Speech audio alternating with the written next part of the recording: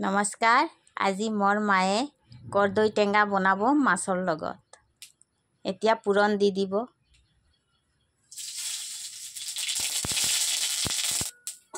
পুৰণতে সৰিয়হ দি দিছে, এতিয়া কৰ্দৈখিনি দি দিব। এতিয়া অকণমান নিমখ আৰু হালধি দি দিব।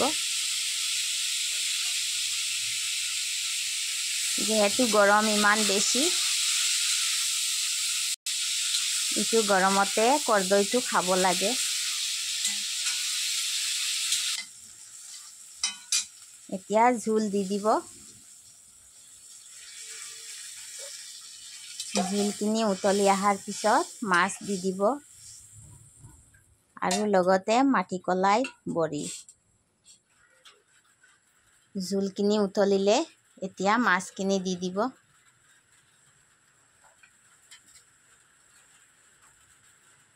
ভাল লাগিলে আপোনালোকে মোৰ মাৰ কাৰণে বেছিকৈ লাইক, শ্বেয়াৰ আৰু ছাবস্ক্ৰাইব কৰিব।